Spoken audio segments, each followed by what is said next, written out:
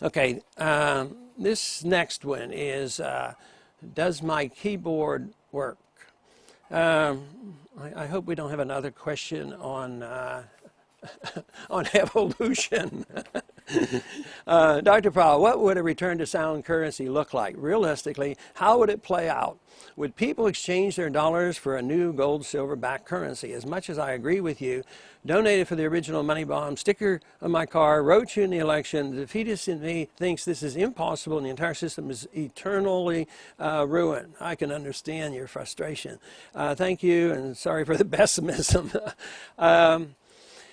Well, it depends on the circumstances, on what it would look like.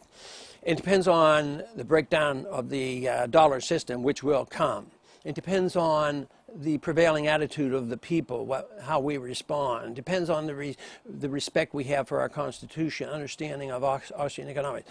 But I tell you, one example that you can look at to really try to understand this is to go back and look at the Resumption Act of 1875 after the Civil War period. Lincoln suspended the gold standard. He printed greenbacks. The gold price then went way up over $100 an ounce. It might have been up as high as $200 an ounce. And there was no convertibility. So with the Resumption Act, they said there would be a 3-year period. They would withdraw greenbacks. They would not expand spending, they would quit printing money, and they would balance the budget. Back then, there was a lot more trust in government. They said that, and people gained some confidence. And the market knew what was happening. After 3 years, the conditions would be set to reconvert the dollar at $20 an ounce. And that happened. The price kept dropping down. On the day of resumption, there was a final day, the dollar and gold was $20 an ounce. And people went to the bank and they wanted to know that the dollar was backed by gold. So they would put their money down and see that the gold was there. And most of them didn't take the gold. They would just take a certificate because they knew the certificate was good and gold was too heavy to carry. So it was the confidence that was restored, and it really was a non-event. It won't happen that way today. My idea of doing this is to legalize the Constitution and legalize a parallel standard. Allow gold and silver to circulate next to the dollar. And that way, people who don't trust the paper system and think their dollars might be wiped out can save their money in gold accounts or silver accounts and make contracts in gold and silver. In a way, Mexico, that too often we look down on and think that they're a backward nation, but they've done a couple things recently. One is they've modernized their drug laws, which is going to be a tremendous help on our border and hopefully in Mexico, and cut down the crime rate because they're not going to arrest people for almost any drug, which is small amounts that they hold. I think it's wonderful. But they've also legalized a competing currency. Mexican citizens, the middle class, have been wiped out so often with runaway inflation that they now are allowed to put their money in the bank and say, I want it in silver. If the peso goes to zero again, like it's done quite a few times, people who have the silver are going to come out all right. And I think that's a wonderful thing that has happened. So there's no easy answer and say, just do this and everything is going to be all right.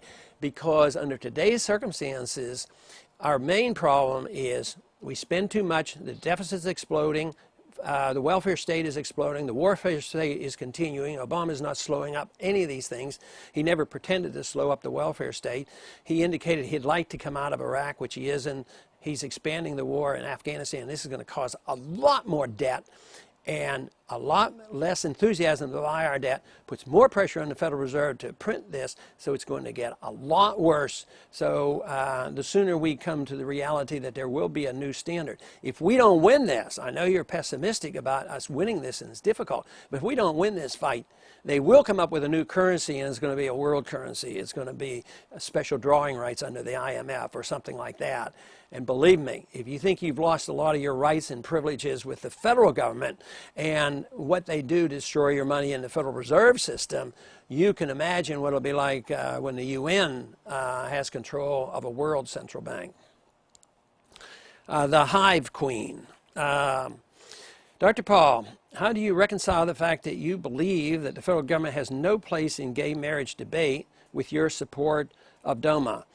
Well, DOMA doesn't excite me. Matter of fact, I wasn't there when it was voted on, so that's not the most important thing. But when it comes to welfare benefits, it puts me in a predicament because I don't think the government should be involved at all with marriage. State governments or anything, that would be my preference. Only the individual. If two individuals want to call themselves married, fine and dandy. That's their business. Just so they don't have the right to impose their relationship on somebody else. But somebody who's heterosexual can't impose on them their definition of marriage. So that should be settled. But the question is about DOMA. The predicament there is, if all of us, this has to do with benefits, and this has to do with economics. I don't believe in any of that welfareism, but what if I vote on a bill that adds 50,000 or 100,000 new beneficiaries because they're called spouses? That becomes an economic issue. I wouldn't have voted for the benefits for the individual anyway, the single individual. So I'm not anxious to vote to expand the benefits. Now, the one way you could get around this to a degree is, say, Social Security benefits.